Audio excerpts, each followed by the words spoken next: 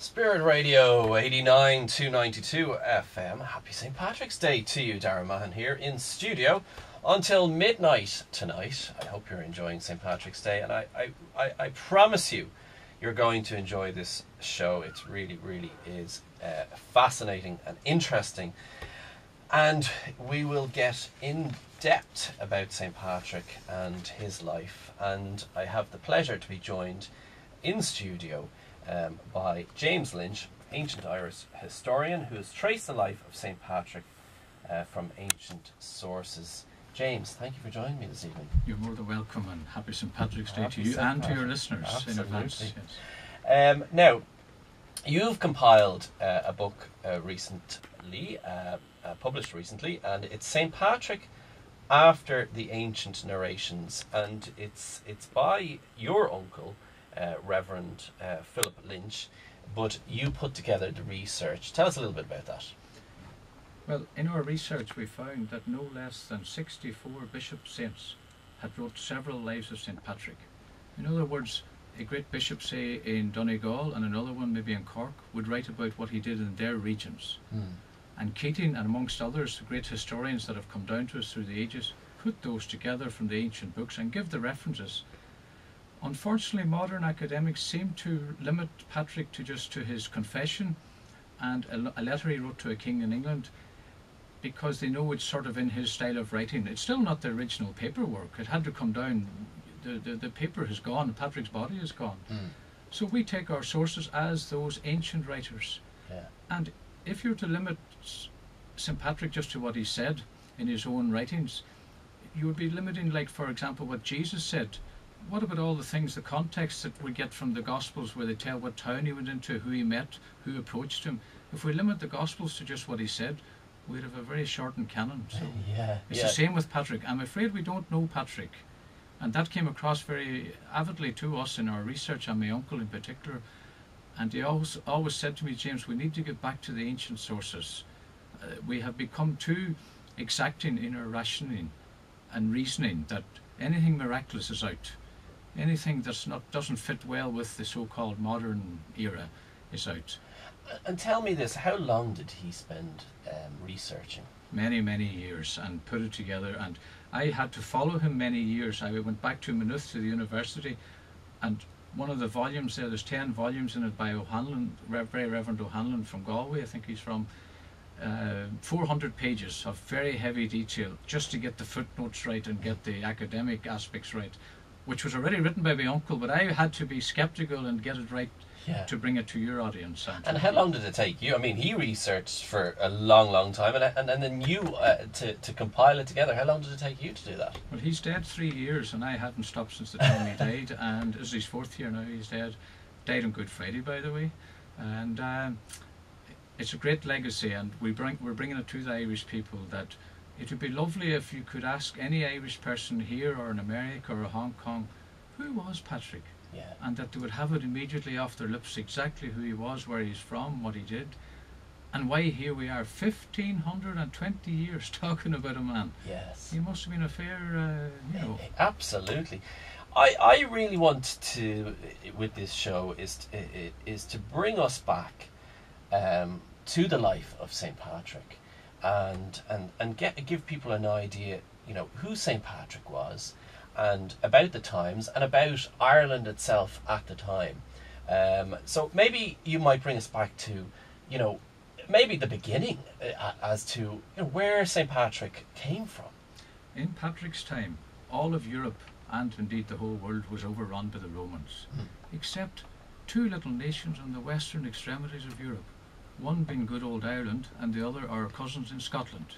So much so the Romans had to build a thing called Hadrian's Wall. Hadrian was the emperor, and stationed thousands of troops and horsemen and mercenaries, we have the numbers in the book, to defend their boundaries, not to stop them coming in on top of us. We didn't build the wall. We backed our cousins up in Scotland, and we were the only 2 nations to stand in isolation for hundreds of years. The Romans were around for 300 BC and 3 or 4 after Christ. So it shows we were a full military footing, a full political system in place. We had our own religion too, by the way. We didn't need Patrick's religion. I can talk a bit more about how it was resisted by some of the kings and some of the Dree at the time. Mm. And many people that went against the Romans and the academics of those countries had to go on the run. And where did they come to? Good old Ireland. So you had pockets of Christianity in isolated places, serving the needs of those Britons generally, because that's our closest island. And Palladius, who comes a year before Patrick, sent by the Pope, as Patrick was, to the Britons in Ireland believing in Christ. He didn't have the Gaelic language. So, by God's providence, how do we get a hold of Patrick? Unfortunately, he has to go through 6 years of an induction period in Ireland, where he learns the Gaelic language, and it's still accepted it takes around 6 years to learn fluently any language. Not only did he learn the language, the culture of the Irish, their attitudes, the religion that was in place, the political setup, who was ruling, how was the division set up. So he well knew and was acquainted with Ireland in that apprenticeship, shall we call it. And when he gets back then, where is he from then is the next question. He's British, we're not denying that, but not from the island of Britain that we know today. In those times, there was an area in northern France called Armoric Britain, where a group of Britons from the mainland of Britain had settled prior to that. We name who they were, their leaders, etc. Displaced the natives from that region and became known as Britain. The big island got the name Great Britain. That's why you have Britain and Bretagne and Grand Bretagne in the French. And that's why the leaders, the kings of France, northern France and England, fought it out for years for dual supremacy, because they had a legitimate right to either side. But Patrick is very definitely British, but not from the island Wales or Scotland or anywhere like that. And we prove that by an ancient map and various sources we have in the book. I can't go into all the detail here, as you can imagine. And it's very clear when he goes back to his home people after his captivity, he's educated by the Gauls, the great saints in Gauls. He thanks for their education and their piety and their devotion, and for forming him in his period of formation for many years. Tell me about his life before he was taken, effectively. A very privileged life. His father had a position in the Roman establishment. His father is known as a deacon at that time, so he's also obviously a Christian. Patrick is a nephew of St. Martin de Tours, highly venerated in Ireland also, and many of his uncles and his nephews were religious. There was a great amount of religion in his family. And he must have been important when he was taken captive, because the king in Ireland or any other country bordering the Roman Empire would only take the noble children. It's described as 200 noble children coming. Right. But Patrick says there was thousands actually captured. They wouldn't count the me and yous. They would count the nobles more particularly. Right. And so what age was he at that stage? He was 16 when he was captured. Not only Patrick, he was captured with his two sisters. Lupita and Direca were also taken. And they came to Ireland too. So, like, the Irish at the time were actually, going out there nearly like the Vikings and capturing people and bringing them back.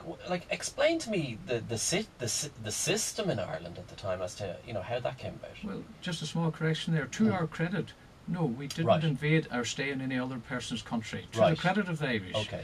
But we had to teach them a lesson every now and again when they encroached our borders. 3 times we get into Roman Britain and demand and get the Roman Legate to England as captive to stop them messing, because the Romans were always trying to encroach over the borders, and at the end up they gave up and built the wall just to keep a bit of peace. So Ireland was in a full... I learned at school that the Romans didn't know about Ireland, or Ireland was Hibernia, it was too cold. It was pretty cold up at the north of England too, and they went there, and they went into Germany in the northern, and if you stick a winter in Germany, you stick a winter in Ireland with much more milder thing. We had a full military and we had a full religious setup, we had a full political setup, and we didn't need Romans or Roman people's religion, as Patrick found out, but he was able for the task, and by use of many miracles and great signs and etc., he convinced the kings, and if you convince the local king or the high king, you convince the natives, the people. Tell me about his life when he was made captive. He served under a farmer called Milku, and he loved to talk and instruct. Milku's son and daughter. Gusart was his son, and 2 Eamers was his daughters. Those 2 Eamers became the first Irish monks in Ireland, and Gusart became a great bishop in County Longford. And they listened to Patrick, and Patrick learned from them, and they brought him food, and it wasn't like he was chained like a dog, or we have this vision of him. No, it's not like that. And he learned to love the Irish, and was learning all the time. And when he got his chance by divine providence, unfortunately he had to do 6 years, but once he got his chance, he got back to his native people, and that's very clearly to the Gauls. He thanks the Gauls. He doesn't go back to anywhere in England, so that's a proof that current England. And was he like, as we all sort of know Patrick, he was on, out on the mountain looking after the sheep. Was it like that, or what was his life like as a slave? Well, on Slemish is where he did his sojourn, and he would have had a hut to live on, would have been fed, and obviously was close to the children. They came to play with him, to talk to him, and they enjoyed his company, and he enjoyed theirs. And obviously the stranger in town, and they'd want to know where he's from and things. And Patrick was highly educated. Well, he was 16. He would have as much education as anybody possibly could get up to that age. And they would have wanted to know who's these Romans and who's all these people, and an interest in a stranger in town. And I suppose I mean, we've all heard that during this time he prayed a lot. Yes. He got very close to God. That was obviously a time of obviously great difficulty for Patrick, being away from his family and all that sort of thing. Do we know much about that? Yes, he tells us he prayed 100 times by day and 100 at night, and you've plenty of time when you're shepherding on a hillside to pray. And a great example for this is before he even goes out the road of becoming a religious. That happens later, and it takes him up to the age of 60 before he finally becomes a bishop and being sent to the Irish. So many years study. How did he, did he escape, or how did he end up getting back home? Well, for those who believe in divine providence or any notion of a miraculous aspect to it, he was informed by the angel to get up and go to the coast. And it's not necessarily the coast just off Slemish. It could be many miles away. There's some talks that we had to go 200 miles to find the ship. So just because it says the coast doesn't mean he just went down the mountain. There was the no. And it takes so many weeks for him to get back to his people, because they landed a desert in south of France, and there's some areas there that are fairly barren, and it takes him a while getting back. And there's a certain amount of divine involvement there, Yeah. So he spent 6 years as a slave. Then he went back home. What happened then? He finds that he's been, in his heart and his mind, that he's been called by the people in Ireland, and he hears them distinctly, because he knew many people, and the children that called him, the children of Focliffe in Mayo area, they were people known to him, and he meets up with them when he comes back to Ireland. So it's the people he hears. It's almost like these poor people need help, and I'm a man could do it, and should I abandon them? And they were nice people that just, I came on bad circumstances, but he had great affection for the Irish, and that was working on him, and he decides to enter the process of studying for the priesthood, and a lot of his uncles are already bishops, etc., and it's very clear, St. Germanus, and these are the Auxerre, Arles. There's a St. Patrick's Cell in Arles yet, down around the south of France. Arles was the capital, by the way, of the Gaul people, Spain, France, all those areas. It was very important, and that's why the popes went to Avignon. It's not far from Arles, and that's much later, of course. It was a great ecclesiastical, military, political area. And he goes on so far that eventually is commissioned by the Pope Saint Celestine in his 4th year of his pontificate to go to the Irish. Now, the Pope does send Palladius a year before, names him Patrick also, and doesn't work out for Palladius. He doesn't have the Gaelic. He has the British language, the Berla. Remember, languages were not as distinct as they are now in those days. There was less words, less computer jargon, or less modern technical. So there was more ease of communication among the languages, but to convert the real native person, you needed their local way of speaking their Gaelic. So Palladius dies in Scotland, but Patrick meets up with many of his people that came with him on mission. Patrick came with 25 prelates, by the way. He didn't come on his own.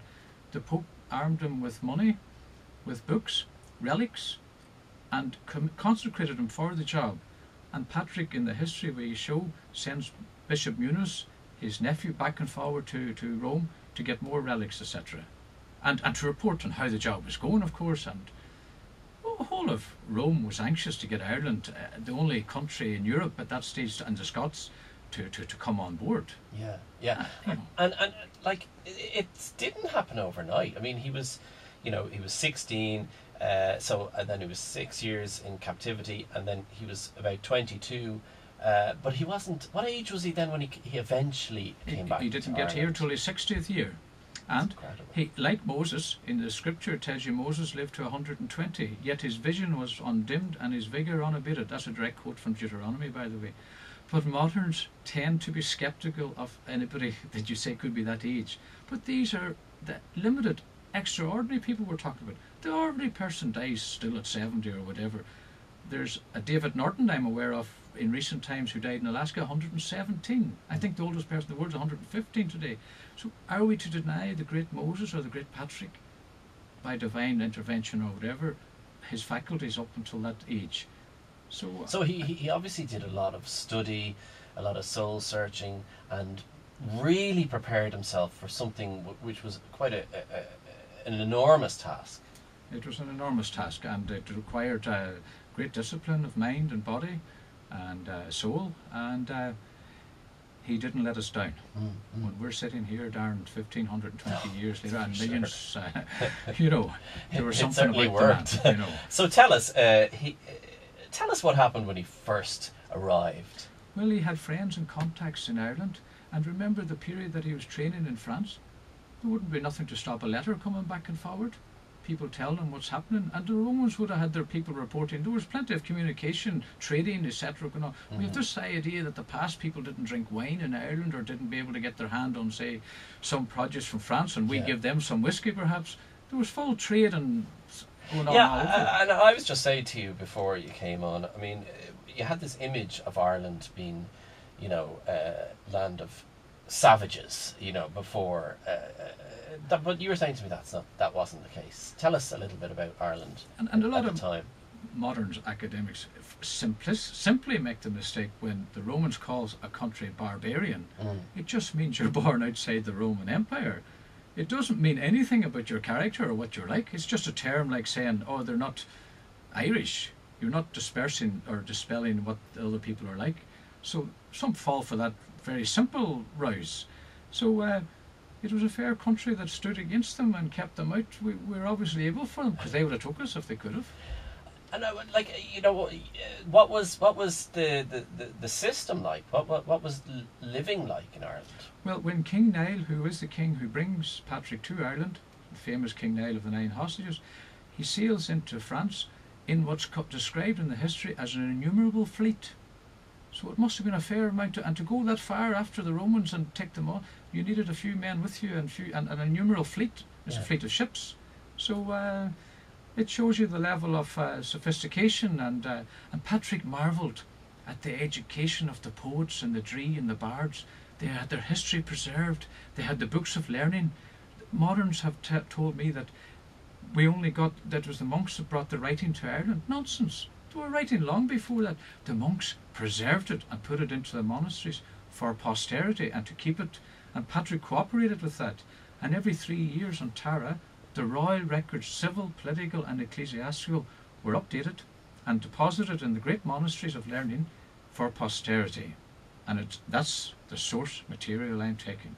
Remember, the Gospels are old now. They're 2,000 year old. They haven't been written by any more. They're no more been added. But how do we get them? There were no printers or photocopiers till about the 1500s or so. It had to be great scribes. The principal jobs of the monks in the monasteries was copying the Gospels, the great writings, the Old Testament and New Testament, the political history of the Old Testament of Ireland. And only 2 nations I will proffer to the people tonight have preserved their histories in a methodology that can be studied. The Jews are paramount. They give you the divine history. We have no story of creation, or the Old Testament comes via them. But I can name 81 absolute kings of Ireland, high kings and regional kings, for a period of 2,600 years ruling in Ireland. The English historians all complain they can't go back beyond 700. They get to King Arthur time and they get hazy, and Incredible. So they go back to a thing now called archaeology. But we stick to the historian. Archaeology is not capable of taking you back in an accurate way. You might find a Roman sword or something, but to assume that there was a Roman living there is a false, because it could have been stolen, it could have washed up there. You know yourself, there's many ways a thing can happen. So, I mean, it sounds like we were quite an incredible nation, really, even back in Roman times. One of the poets mastered the Roman alphabet, the Latin, in overnight, and had an ability to say the Mass in Latin in 3 weeks. St. Fake. Patrick was astounded. So they just took to it, and the Dree knew, and the ancient people knew in Ireland, that this religion was coming. They were afraid of it. They knew there was going to be a day when it happens. And when Patrick challenges the High King Leary by lighting the fire on Slane Hill, the Dree says, "Sire, if you don't put that out tonight, it'll never be extinguished in Erin." But you were saying to me before we came on air that there was a link, though, that one of the reasons why Christianity and the faith worked so well when Patrick came and it was accepted was that there was more to our history in relation to God. Tell us a little bit about that. Well, much further back, and I don't want to go too far into it. Moses meets one of our great teachers in Egypt called Nile, who I say the Nile River is called from, and his son gets bitten by a snake on the night of the Exodus. And Moses says to Nile, "Gil will go to a land in the west where no serpents roam and no snakes oppress." But that was much later. It took the Gaels all to get here, because there's other colonies, but they all knew the prophecy of Moses. And the Dree knew the prophecy of Moses. And Moses prophesied that the Irish would be a nation of science and love of the arts and their history, etc., and would be a great nation going forward. And look how quickly it took, after the fall of the Roman Empire, after Patrick's here a few years and establishes the monasteries and universities, etc., that the people of Europe were flocking to, because you see, what is the Romans, what does an empire do when it comes to a country? It tries to destroy the native culture, the language. They tried to bring in the euro before we did. They tried to bring in Roman coinage, Roman law, Roman imperial weights and measures against the imperial measure. And they burn the books of learning as well as the academics. They don't just kill. Hitler did the same. We know from Stalin, all these people don't want anything to do with academic, because they're a threat to these rulers, these despots. And so we were the safe haven for anybody who was on the run from the Romans. On Spirit Radio. Welcome back to the show. 087 888 9292. That's 087 888 9292.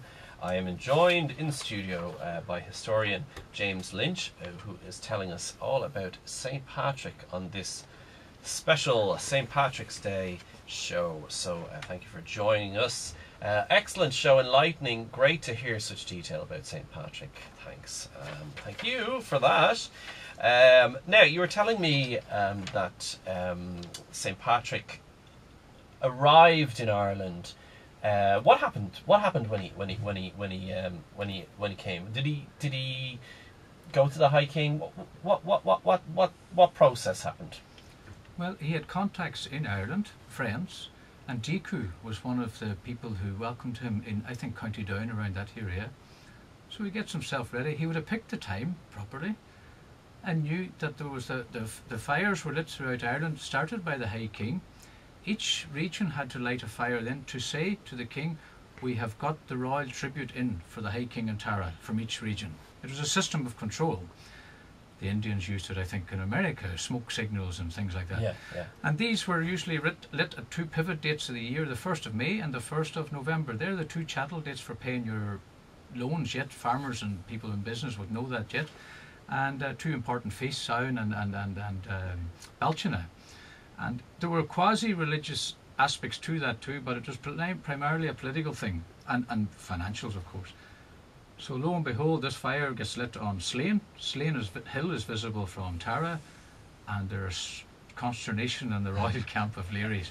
Who would dare do that? And the Dree say to Leary, "If you don't get that sorted tonight, it'll never go out, I'm afraid. Now you were saying to me they light the fires. Why do they light the fires again? As a system of proof from each region throughout Ireland that the money is in, or we're give tribute. In other words, a fire had to go up, a royal fire in a royal hill, selected for the purpose throughout the kingdom. Right, so this was to make the High King aware that everything was in order. Is that Yes. right? And there was a system who lit first, next, whatever, and how far it went, Right. to show that the full kingdom was under his sway. Okay, excellent. So here we have Patrick, who comes in and lights a fire. Yes. I'd say the High King was sort of... What happened? Well, he dispatches himself and his troops, and they go over, and Patrick has a contest there and then with the tree, and he smashes a few of them to pieces, and escapes. The king is going to seize him, but the king realises, no, the queen warned the king, don't touch him. Invite him for a royal banquet tomorrow night to Tara, which he did. And of course they tried to ambush him on the way, etc. A few Leary wasn't just going to give in that. But he gets to the banquet where the Dree put poison into his cup of wine, and Patrick blesses the cup before he starts, as any good prelate would, and of course it curds, and he pops it out and gives a toast to the... And Leary then won't agree to this new religion. He says, no, I promised my father I wouldn't let the Leinster men away with what they did. And Leary, good old Leary, is still standing on Tara in his cairn, facing the Leinster folk. No forgiveness to the Day of Judgment from Leary, no. And he died a pagan. But he gave external submission to Patrick and was very good to Patrick. But Patrick deprived him of future kings from his family. But Patrick allowed his son to reign, Louis, because the Queen besought him not to curse the child in her womb. And Patrick says, okay, but that'll be the last, because he took a very dim view of you not coming on board fully. So he gave permission for Patrick to go around the country. And gave him a royal chariot and a royal retinue to escort him. Wow. So he didn't just let him down, and guaranteed it, told the regional kings, he's under my protection, you don't touch him. So sanction from the High King. Where did he go first? He heads over west. Start anywhere you find in Ireland with Donach in it. Donach means Sunday, or from the Lord, Dominus, Domini. And you can name them one of many. They're all over the country. He heads over west through the Midlands, placing people that he had with him initially. Then they trained up locals, stay a few weeks in each area. Generally, it would be the local king would give the grounds for the church, because they wanted the church near on their grounds. And remember that the ordinary farmer didn't want to give his fields up either. You give state property. It's a state thing, as you're going to introduce now, a state religion. If the High King sanctions it, we're going to have to go with it. And then when you add into that the great miracles and the great persuasive powers Patrick has, you know, it's a powerful mission. Christ used miracles in his mission, all the saints. I think St. Peter, they say that if a shadow but fell on you, you were cured. So it's many's a child that was handicapped, or many's a mother that had some ailment, would soon take her children to meet this great man, and if he cured them, sure, word soon spreads. And people came from different regions. The Galway people didn't wait for him to come to Galway. Many of the people there would have come ahead of time if they had their own transport or money to do so. You know, this was the hottest ticket in town. And Patrick was the man, and the king then, the regional kings would meet them at the border of their kingdoms, take over and escort, their troops would escort them to, and they would gather their people in a meeting place, and he would do a mass baptism on those days. And many wells are called for Patrick throughout Ireland. You see, his horses drank from the rivers, but Patrick drank from lovely, clear, fresh water from the wells, as the people did. There was no waven pipes. Anybody farming will know that, the plastic pipes for taking water to your houses or to your cattle in the field, etc. So the wells were the people, places, public places where people met, and that's where Patrick did his blessings and cures and various things, preaching too. And like the local people, they accepted him as well. Yes, well, generally, if the king said so, the people had to go his way. And many of the Dree who went against him, there was equally more who went for him. They wanted to come in under the new system. They knew this man had the powerful religion, and the same happened at the time of Christ. Many of the Jewish priests at the time came in under Christ's cloak, and the apostles. They sent 500 out at one stage, it says in the scripture.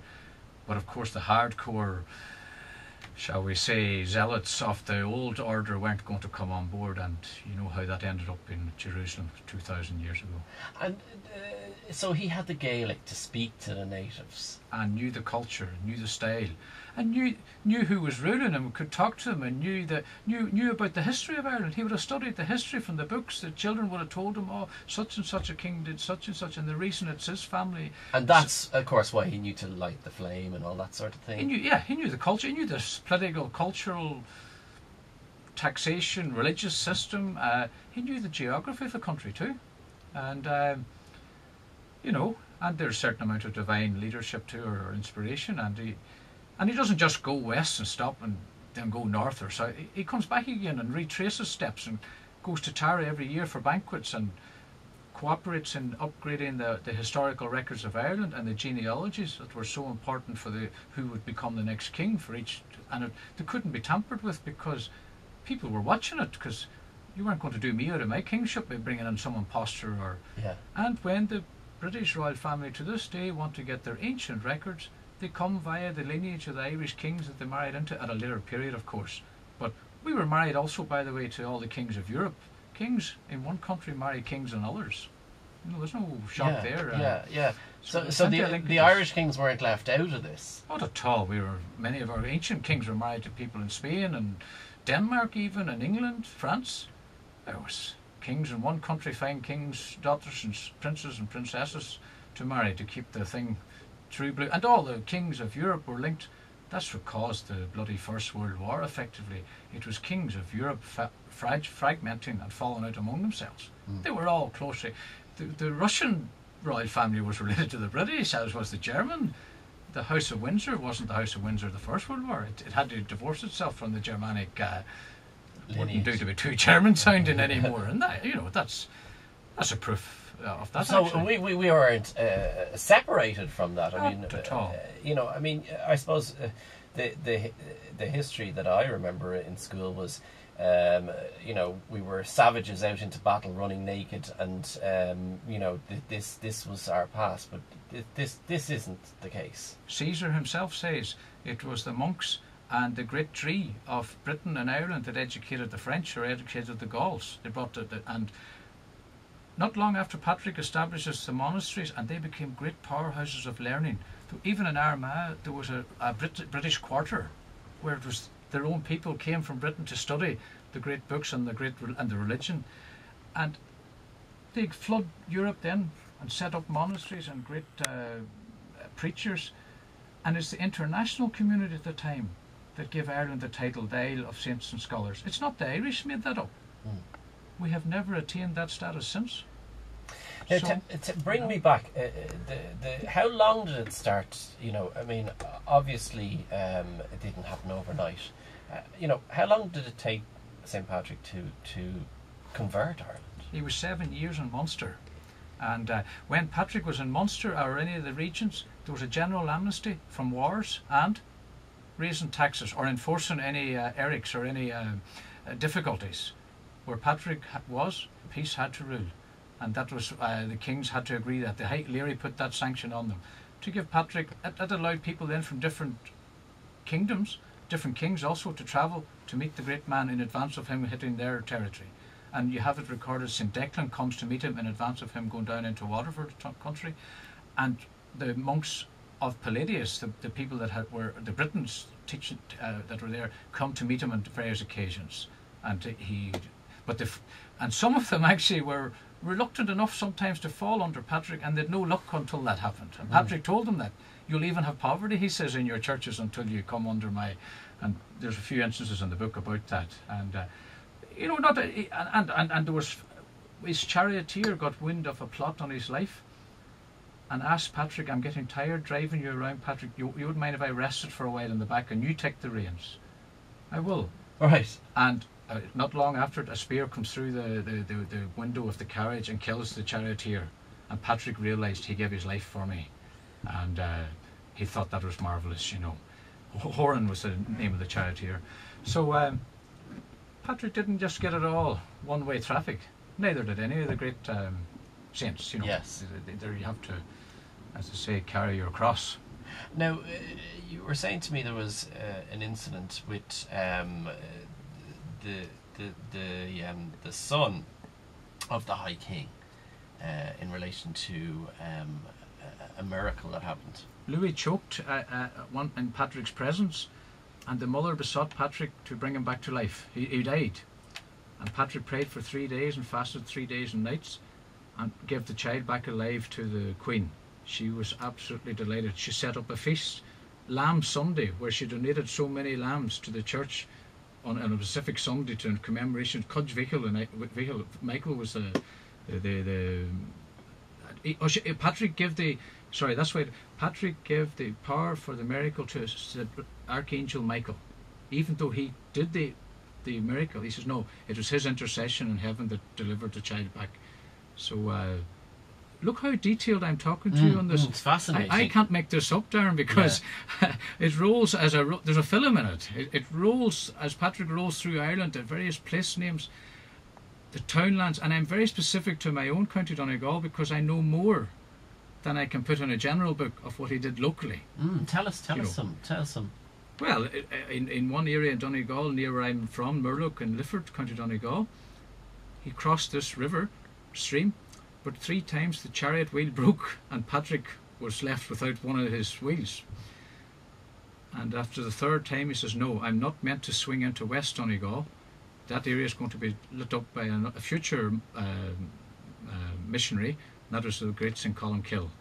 So I always say that the West Donegal perhaps was 100 years later getting the true faith. Maybe that's why there's a bit of wildness. Maybe that's why we win the All-Ireland. I don't know. But it didn't mean they didn't know about Patrick, or Colum's parents were very devout Christians. Even though they were in that area, they still knew about him. But Colum then established churches in that area in various places and goes into Scotland. Scotland gets it after Ireland, of course, the religion, the true faith. I'm going to take another little break, but we will be back with more. James Lynch, who joins us in studio, he's compiled the book St. Patrick After Ancient Narrations, and that is by his uncle, Reverend Philip Lynch. A fascinating read and a wonderful guest to have in studio. Keep it here, we'll be right back after this.